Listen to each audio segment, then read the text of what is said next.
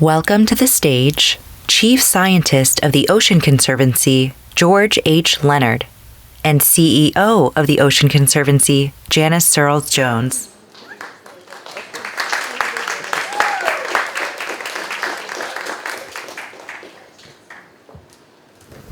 This is very exciting. Did anybody bring me some coffee?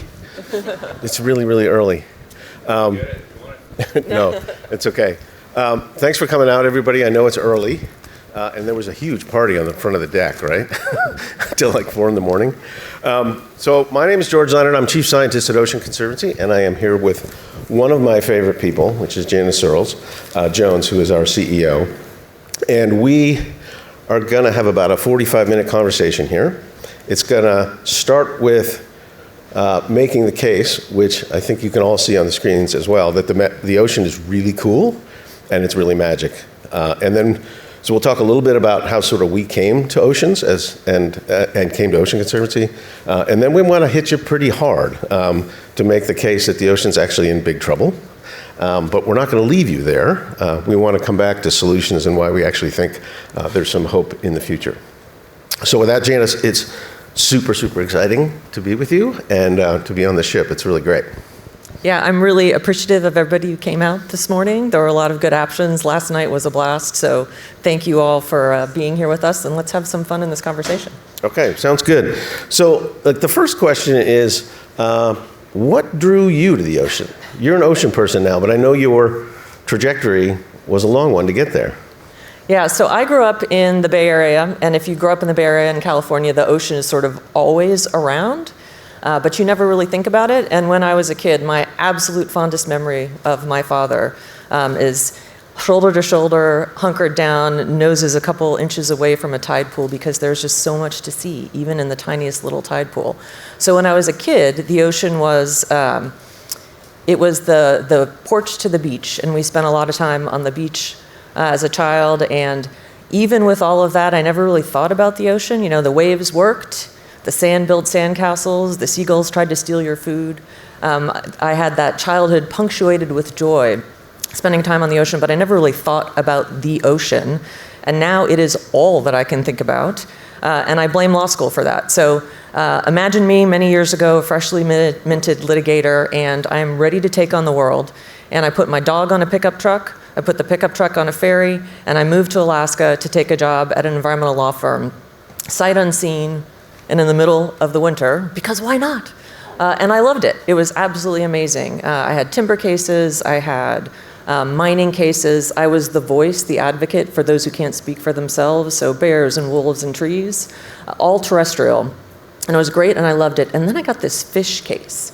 And it ended up being a massive fish case that asked really basic questions about what we know about the ocean and how we manage the ocean. And my mind was blown because the ocean is completely different from land.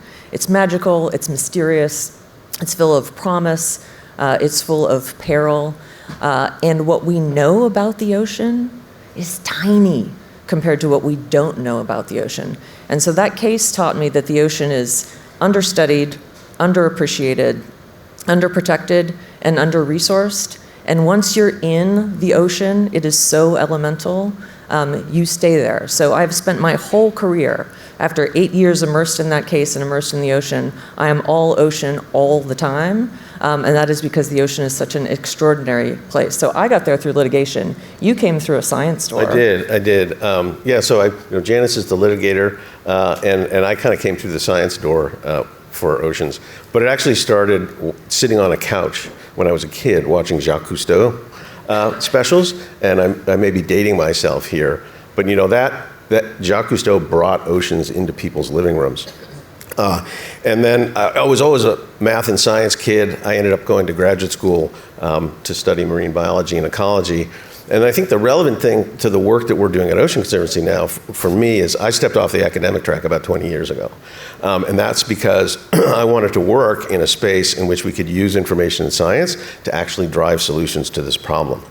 And so I've been in that space the whole time. But I am very much an ocean person, and I love being on the ocean. And for those of you who woke up this morning and looked out over the horizon, it's super inspirational. So let's talk a little bit about why the ocean is magic, like why it's just so cool. Give me a couple of things, Janis, that you think is cool about the ocean. So first of all, I'm so happy that we're actually having this conversation on a boat in the ocean and not standing at the beach, the doorstep to the ocean. And one of my favorite things about the ocean, one of the coolest things about the ocean, is we barely understand the ocean at all. So the ocean, it's 71% of the planet. It has 97% of our water. It has 99% of all of the habitable space on the planet, and we've only explored 5%. It really is a frontier in many different ways. And the ocean is just extraordinary. It has dazzling biodiversity, from the smallest bacteria to the largest animal ever to grace the planet, the blue whale. It is just an extraordinary place. It's the cradle of life. It's where life emerged after a lifeless planet. When scientists go and look for life on other planets, they're looking for an ocean. So the ocean is an extraordinary and magical place, and it is very understood in terms of what it actually does for us. Yeah. And sort of a little story on my front about just how amazing and cool the ocean is. So I went to graduate school in California to study kelp forests. Because kelp forests are just amazing, right? They're like the underwater redwoods of the sea, with plants that are 100 feet long that can grow, a meter, not a meter, but a foot a day in the summer. And I had this amazing experience early in my graduate career where I was underwater and we were studying kelp plants, and so I had my head down, right, looking at this stuff, literally counting the number of kelp stipes on a plant. But I had this like really eerie feeling that somebody was watching me. Right? But I was at 60 feet underwater, very low visibility, off of California. But I lifted up my head, and 3 feet from me was a sea lion, right? The very species that you were studying as part of your early litigation career was a sea lion, was like looking right at me. And it was just such a trip, right? So we kind of locked eyes for a second, and we paused, and then he blew his bubbles right into my face mask. And with one flip of his flipper, he was gone to the surface and never to be seen again. But it was that moment that I was like, I got to work in the ocean for my career, because this place is just way too cool. Well, and let me add to that. When we talk about the ocean being understudied, the largest reef, known deep sea coral reef in the world, was just discovered last year, and it starts in Miami. It goes from Miami to Charleston. We didn't even know what was underneath our feet. We probably barely know what's underneath this boat right now. And that is one of the other extraordinary things about the ocean, is how much is actually unknown. If you ask scientists how many marine species there are, we don't know. We've classified a lot of those species, but some scientists say there are as many as 90% of the species in the ocean have yet to be classified. And every year we classify about 2,000 new animals and species in the ocean. So it is this incredible well of discovery and mystery that we still have yet to fully tap. We really don't know how cool the ocean is yet, because we don't know that much about the ocean. Yeah, totally. So let's move a little bit from how cool the ocean is to what it actually does for us, right? We are humans. We typically think of ourselves, we're a little selfish, right? What are you doing for me, ocean? And I think the punchline here is that the ocean is basically keeping us alive, right? It is the life support system for the planet. But Janis, fill some of that in for us. Well, so this goes to at least my feeling that the ocean is really underappreciated. And for an average crowd, when I talk about this stuff, it's new for everybody. But I have to say, for this crowd, you might all know some of this. We had a great dinner conversation last night, and one of our lovely dinner companions had it in terms of how important the ocean is to all of us. And so whether you live in a coast, inland, if you eat seafood, if you don't eat seafood, if you like the beach, if you never go to the beach, the ocean matters to you, and it matters to everybody on this planet, because it is what makes the planet habitable. And so I always say, if you like to breathe, you need the ocean, because ocean plants create about 50% of the oxygen. So that last breath you took, thank the ocean for that. If you like to eat, or if other people you know like to eat, you need the ocean, because the ocean provides protein for billions of people around the planet. If you like to stay healthy, you need the ocean, because ocean ingredients go into treatments and drugs for cancer and other diseases. There was a talk yesterday about sea cucumbers and medical applications. So if you want to be healthy, you need the ocean. And then really the most important thing, if you like a stable climate, you need the ocean, because the ocean is the governor of our climate, and those ocean currents, they're like a great conveyor belt that redistributes heat from the tropics to the poles. And without that, we could not live on this planet. So the ocean really is what makes life on this planet habitable. When scientists look for new life, they're looking for oceans because that's where life came from. And the biggest thing that the ocean has done for us in the age of the Anthropocene, in the era of climate change, is that it has absorbed about 90% of our excess heat, which is amazing. But for the ocean, life on land would already be intolerable. But that is coming at some cost to the ocean. Yeah, and can I just pick up a little bit on the current issue? So, one of the amazing things the ocean does is it transports heat around the globe, right? And it moderates coastal communities, but it also makes, folks that are living closer to the poles, particularly in the northern hemisphere, have much warmer weather, essentially. And, how many people realize we went through the Gulf Stream last night? Right? So one of the most important, we got one hand over there? Yes. Okay, that's cool. One of the most amazing things about the ocean is the fact that it moves all the time. It's like a living being. And the Gulf Stream, which we went across last night, and it wasn't that rough, right? Was it? Okay, because I slept like a baby. So it should have been rough. And the reason it should have been rough is because we went directly across essentially the biggest river in the ocean. So it's the Gulf Stream. It's not a stream, it's a river. And those waters move out of the Gulf of Mexico and they come racing by the eastern shore of Florida, and then they make their way up through New England and all the way back to Europe. And what I find fascinating about the Gulf Stream is not only is it the biggest current in the ocean, it's carrying more water than all the rivers on land combined. Right? This is a huge, huge driver of climate and our weather. And it also makes it really tough to get over to the Bahamian shelf where we're headed, where the water's much shallower and much calmer. But all cruise members have to go through that first night. Okay, so let's talk a little bit about threats, right?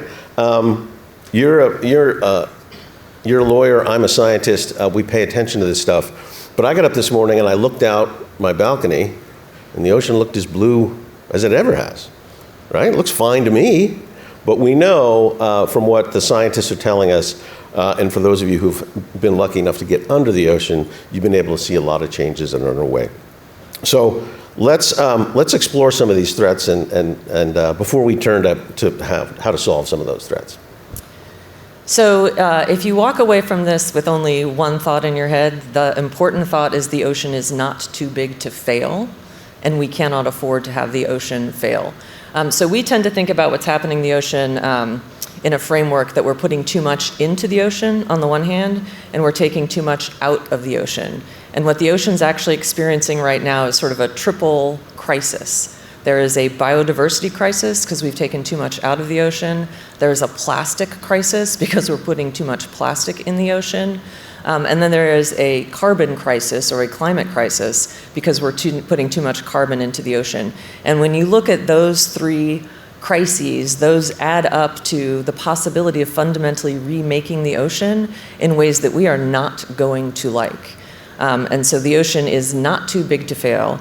And there are those three crises that we really need to confront if we want to continue to get that magic from the ocean, if we want to continue to have the ocean protect us from climate change and make this planet habitable. Great. So let's dig into each of these.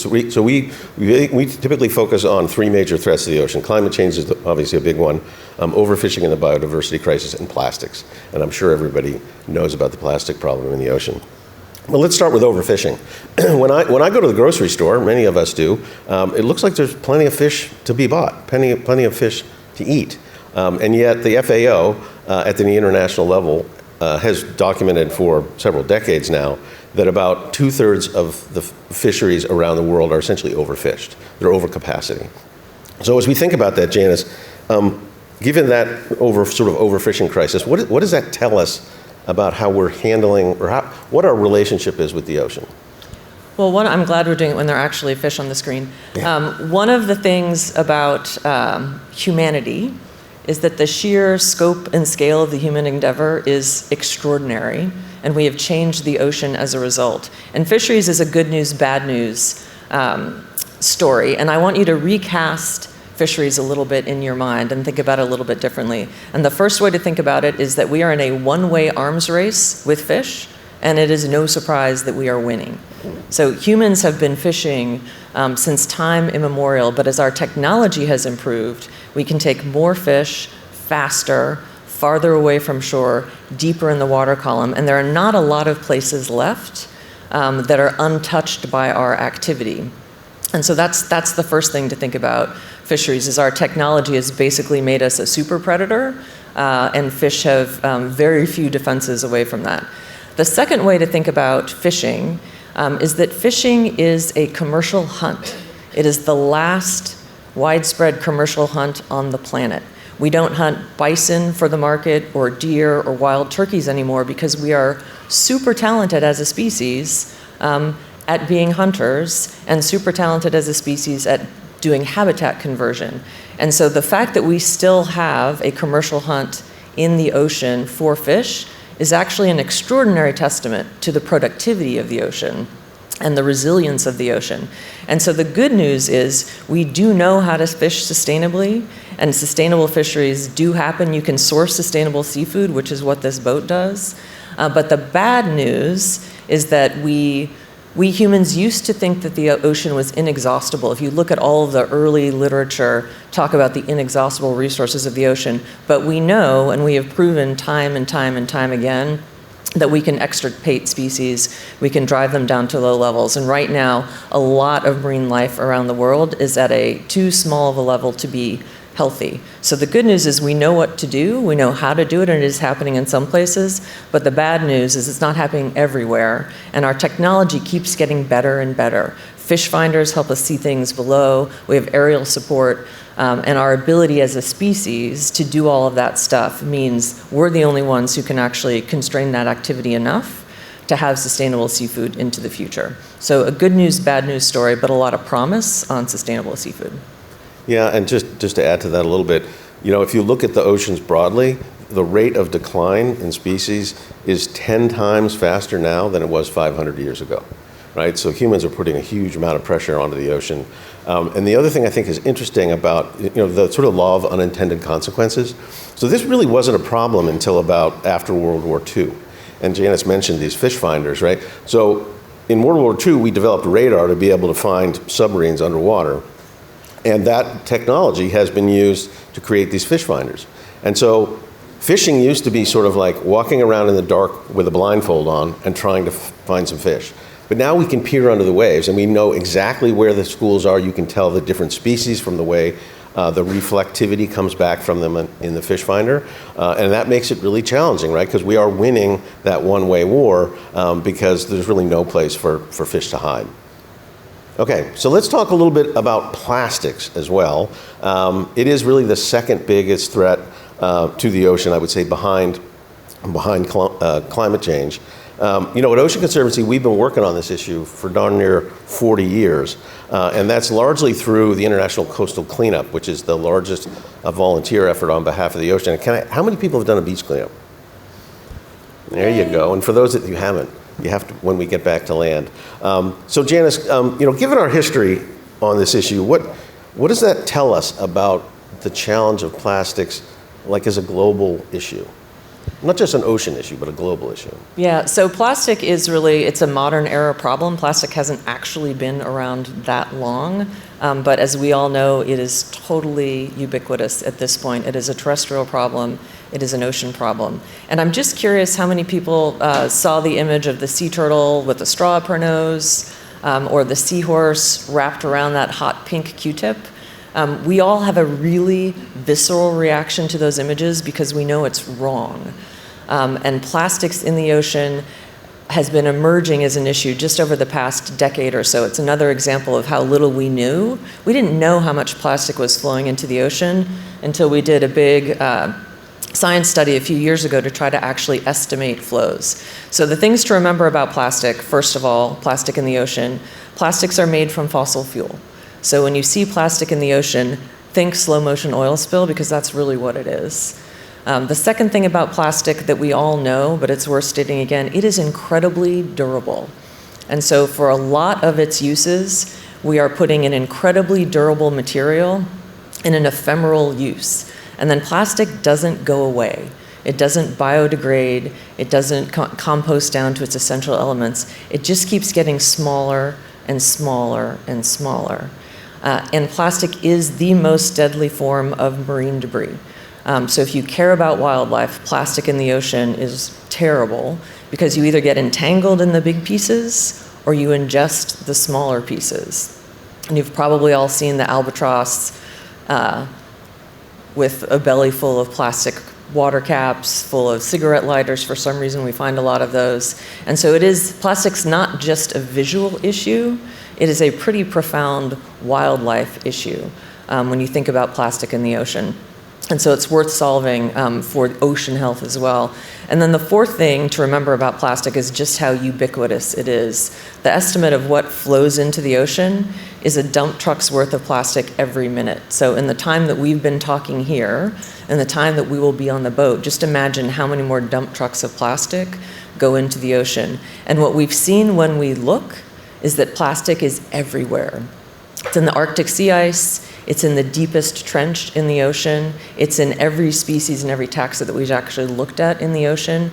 And so we have created a plastic world that is really compromising the ocean and our ability to continue to rely on the ocean. So that is one of the huge solution sets that we all need to think about. And you can see it happening more and more. There's not a lot of superfluous plastic on this boat. The plastic containers they use for like the granola, things like that, those are reusable. They get washed, they get used again. And so we're starting to trend in the right direction on plastic. There's a global plastics treaty right now. But the impact in the ocean, not just the visual part, but the impact in the ocean is really profound and something that needs more attention and more work. I agree entirely. And yeah, I would just like to acknowledge what Virgin Voyages is doing on this. It's really hard to find plastics on this boat that are being thrown away. And that's a huge testament to the power of the private sector in collaboration with sailors and others on boats like this to reduce that.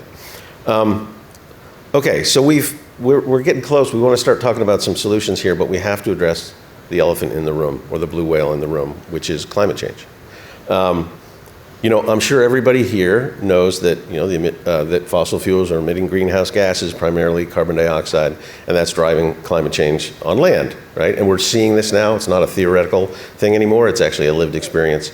And on land, right, we're seeing increased storm intensity and duration. We're seeing catastrophic flooding, which is something I hadn't really considered. But that's being driven by climate change. But when you think about the ocean, like how is it possible that carbon dioxide that's in the air is actually impacting the ocean? So let's fill in some blanks on that. So climate change probably is the biggest driver for the ocean right now. It compounds that biodiversity crisis. And part of the reason why, and it bears repeating, the ocean has absorbed 90% of our excess heat. But for the ocean, temperatures on land would be about twice as much. So just imagine disembarking in Bimini and the temperature is twice as hot as you see on your app. And that would be intolerable. So the ocean really has absorbed all of that carbon for us and has helped us continue to survive on land. But that comes at a really great cost to the ocean, actually many costs, but I'm just gonna touch on three. First, the ocean's getting hotter. It's taking all that heat, it is warming up, and that results in ocean heat temperatures being shattered again and again and again and again. And what that means if you live in the ocean is that your habitat is changing incredibly rapidly and you can't evolve your way out of it. There's no shade in the ocean. The medium in which you exist is getting too hot. And it's meaningful for those of us who don't live in the ocean too, because a hotter ocean is fuel for hurricanes. And so all of those more severe, more frequent, bigger storms, that's feeding off of the hot ocean. So a hot ocean matters not just for things that live in the ocean, but for all of us too. And then the other thing that happens when emissions are in the air, carbon dioxide gets absorbed by seawater, and it changes the actual chemistry of the ocean. It makes it more acidic, called ocean acidification. And if you are an animal in the ocean and you build a shell or other sort of calcareous organism, that has big implications for you because you can't build your cell without extending huge amounts of energy, which means you can't thrive anymore. And so if you look at things like oysters, like corals, like pteropods, sea butterflies, those little tiny snails in the ocean, all of those are compromised by ocean acidification. And those are creatures that build habitat, that protect community from storm surges, and then they are at the base of the food chain too. So you're seeing implications up and down the food chain because of ocean acidification. And then the third thing I'll mention that you alluded to, George, is a hotter ocean is bigger. So the ocean is literally getting bigger. Sea level rise is happening, both because of melting sea ice, but also because of thermal expansion. So a warm ocean takes up more space than a cold ocean. And already in Miami, there is sunny day flooding because of that. No rain, but just the ocean is bigger. And if you think about Miami, by 2040, there's probably 1.5 feet of sea level rise in there. I mean, that is within striking distance. So that's one of the other experiences we're having with the ocean as a result of climate change. And when you take those three things together, the biodiversity crisis, the plastics crisis, the climate crisis, it really risks that fundamental relationship we have with the ocean, that part that makes the ocean magic, that is the source of spiritual connection, inspiration, joy, recreation, culture, and that part of the ocean that actually makes our lives on land possible. Yeah, and I just want to can I put a finer point on the temperature issue? The ocean, in the last 12 months, each of those months, the global ocean has gotten hotter and hotter and hotter, right? So we continue to set records in ocean temperature on a monthly basis, and that, to be honest with you, is freaking the climate scientists out, right? Because they're looking desperately to show that the data is wrong, right? Because they don't want to be able to see that, and the data is robust. And so if you see that visually, temperatures in the ocean are a really big deal. And you may remember there was a number of articles last summer because just where we are, essentially, just off of Miami, the ocean reached 101.1 degrees Fahrenheit, which had never occurred down here. And that's bathtub hot. And when I did some diving down here recently, and I remember the dive guy, I brought my surf suit, right? Because you're always supposed to wear a wetsuit when you dive, even in the tropics, it gets cold. And the guy looked at me, he was like, "What are you doing?" I was like, "Well, I'm putting on my dive suit." And he's like, "No, you don't want to do that." He said, "It's really, really hot here." And so I didn't wear I didn't wear a wetsuit. And even so, it was so hot that, I was sweating inside my dive mask and my that sort of stung my eyes. So we all want to, sort of have a warm tropical place, right? And diving in the tropics is usually really enjoyable. But the ocean, tropical ocean is always hot, but it's not supposed to be this hot. Well, let me add one more thing to that too. I mentioned the ocean has 97% of our water. Think about how hard it is to actually boil a pot of water and make a kettle of tea. Like, it takes a long time.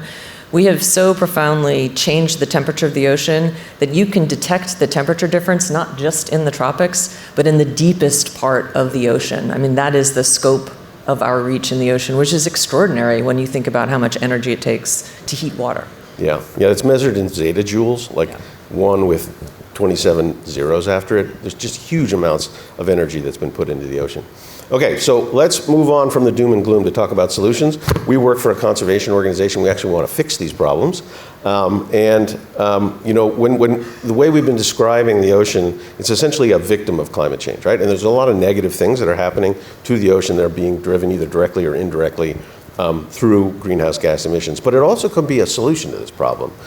So Janis, can you talk a little bit about how the community is beginning to think about the role of the ocean as actually helping address the climate change problem that's a global issue?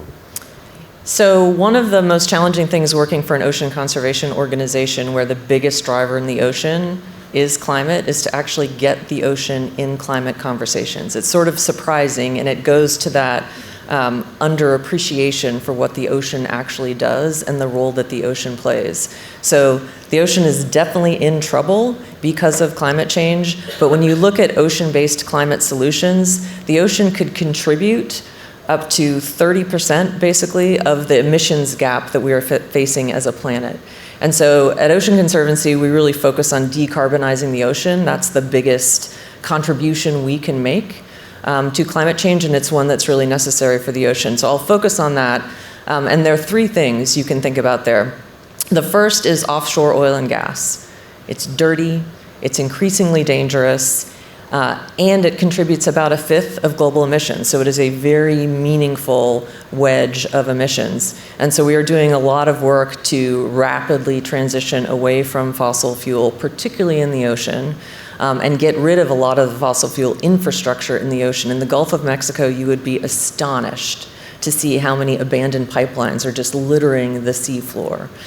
So the first is offshore oil and gas, but we all need energy, right? So the second thing that the ocean can do for us, it is actually a really abundant source of renewable energy. The ocean has enough power to actually radically transform the renewable energy sector. And so there's a lot of work being done right now on responsible siting for offshore wind, which is great for coastal communities, and there is a lot of potential in emerging countries too. So a lot of effort to try to get resources and technical expertise to countries as they are building up clean energy infrastructure. So our overall goal is to have 100% clean ocean energy by 2050. It's an audacious goal, but is what absolutely needs to happen to keep planetary temperatures within the zone of survivability for us all. So those are two big pieces for the ocean. The other piece that's worth mentioning around decarbonizing the ocean is stuff like this ship. So if you think about the global shipping industry, about 90% of our goods come to us through shipping. So it is the biggest transportation of goods that we have. And container ships, not this ship, but container ships run on the worst of the worst. It's basically sludge.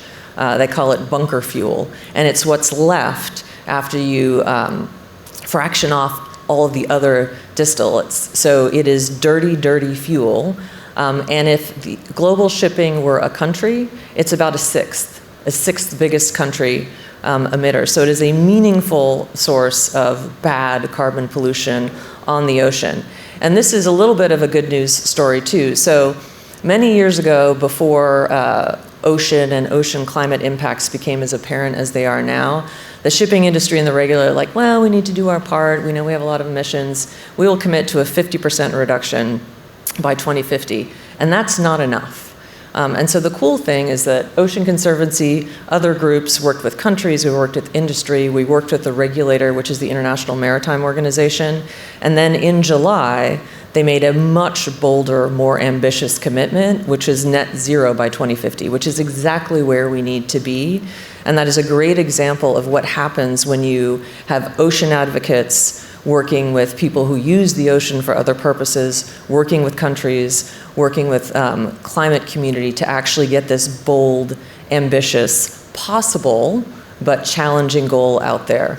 And so you might have noticed when we were on shore, Miami doesn't have the infrastructure to have cruise ships plug in to inshore power. So we were burning fuel, and you can see it coming out of the smokestack. So there's a lot of interesting work to be done on the infrastructure to get to the point where we can have all vessels on the ocean be zero emissions, but we are headed in the right direction, and that's one of the bright spots to take that big leap from 50% to net zero within a relevant time frame. So that's one of the things we're really excited about, and is an example of how things can work when you get ocean advocates and other people in other countries involved in ocean climate solutions. So there's a lot of optimism there, and we've made a lot of big strides, but there's still a lot of opportunity to keep moving that and keep moving that more quickly. Great. So we know the oceans can be a big contributor to our energy issues. Mm-hmm. But what about the fish in the sea, as they say? You started by talking about how the ocean is underprotected. And only a small fraction of the ocean is currently protected. So how do we think about using protected areas as a complement to the ocean climate strategy? so that we can sort of bring some of that biodiversity back? So one of my favorite, wow, you did it exactly on time. That is impressive. Yeah, and I'll just point out that when you mentioned the word wind farm, the wind farms came up on the, like it's serendipitous, right? Couldn't have done it better if we had practiced. Wow, that's amazing. A zillion times. Perfect which we timing. Did, unfortunately. But this is perfect timing. So going back to the ocean, so understudied, underappreciated, but also underprotected and under-resourced. And the ocean is completely different. Nobody owns the ocean. No one person is responsible for the ocean. No one person is responsible for protection of the ocean. And that means that the ocean is the greatest global commons, and that has resulted in a serious lack of protection. So most scientists will say we need at least 30% of lands and waters in protected status to stave off this biodiversity crisis. On land, we're about 15%, but the ocean is only 2% protected in fully protected marine reserves, which is extraordinary when you think about what the ocean does for us and what we need the ocean to do for us. It's really incomprehensible that there's only 2% of that protection. But the reason is one of my favorite reasons about the ocean. It's just so different. It doesn't belong to anybody. There's not a lot of ownership in the ocean. It's much different play to try to get areas protected in the ocean. So that is the under protection part, and there are huge moves across the sector to try to move more ocean spaces into marine protected areas. So you have reservoirs of biodiversity, you have places that are more resilient to climate change, and you have the prospect of being able to reseed the ocean once we get through this climate change shift. So protected areas are incredibly important. And I do want to touch on, I'd mentioned that the ocean is under-resourced. And it's worth... Can I hold you there for a sec? Yeah, sure. So I just want to add a little bit on the MPA piece, and then we'll come back to the under-resourced. Little selfish, a little selfish self-promotion. Can't say that this early in the morning. Ocean Conservancy was at the forefront of establishing marine protected areas all along the California coast. And we did this work in collaboration with the fishing industry, with a number of NGOs. And what I found fascinating about that is, the scientists came in and they said, if you put marine protected areas, you're going to get three things. You're going to get more fish, you're going to get bigger fish, and you get different kinds of fish. And it turns out that this experiment on the West Coast is showing that they're right?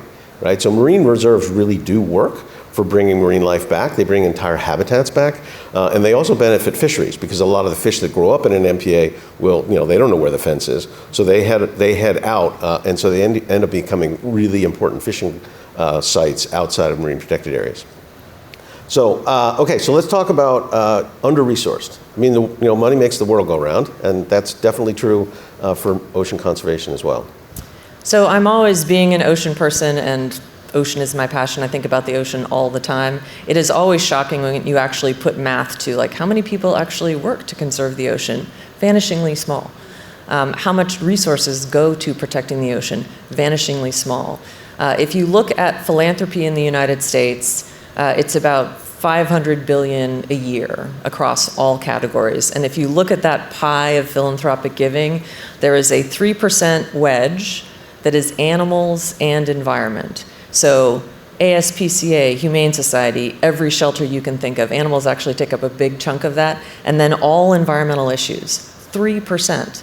And if you look at that 3% and figure out how much of that is going to the ocean, it's 7% of the 3%, which is basically 0.2% of philanthropic giving in the United States goes to ocean conservation, which again is incomprehensible to me when you think about how important the ocean is for our survival.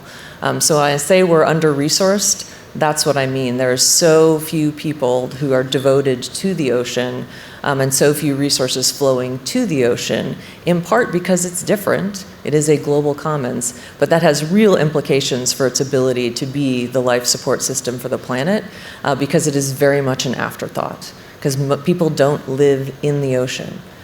We live on land, and so it is in rare opportunities like this where you're spending time actually in the ocean and you're not a resource extractor.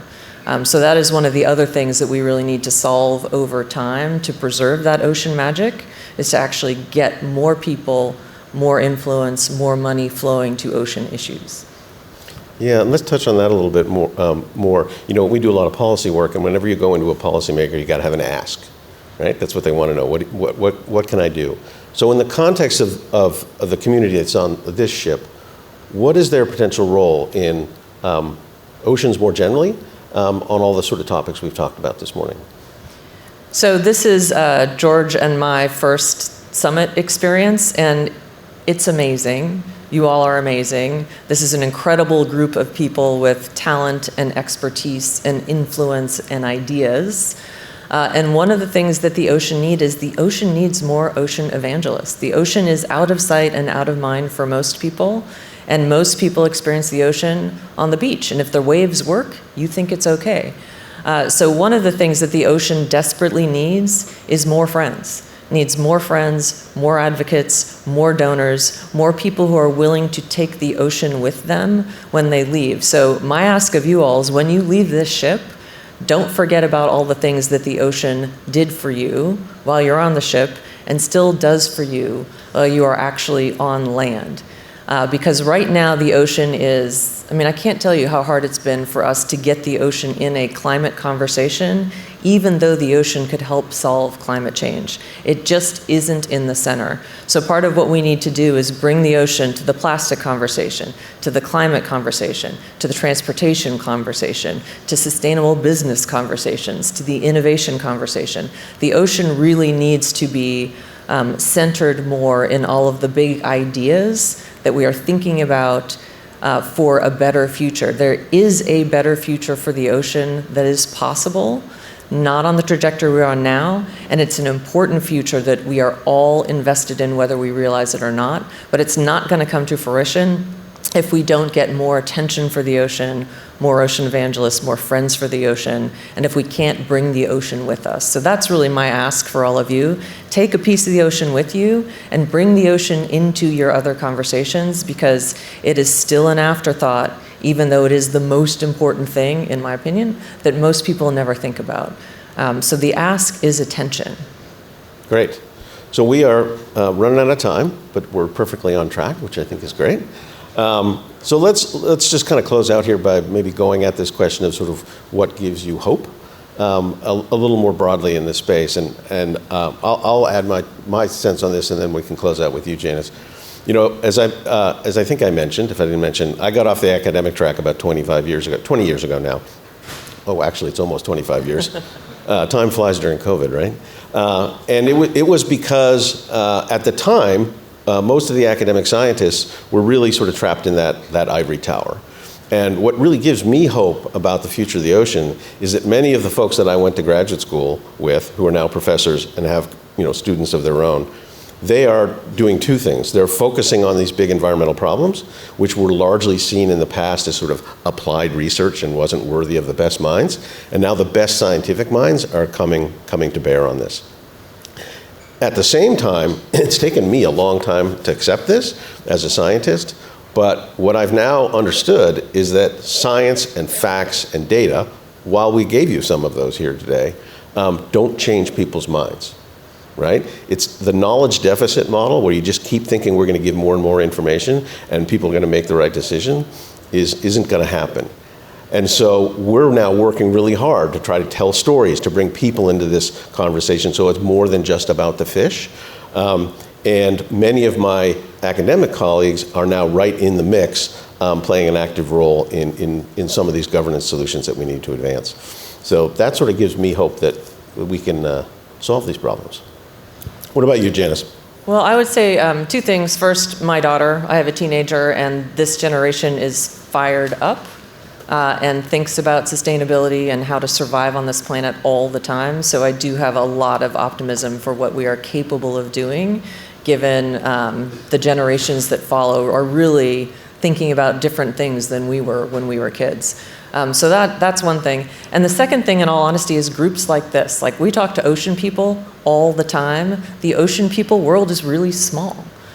So I am really grateful to be able to have this conversation with this group of people and have these kinds of conversations going forward, because I don't think us staying on policy, we do extraordinary work as scientists and policymakers, but as George said, it is people that make change. Change doesn't start in DC, for example. Change comes to DC.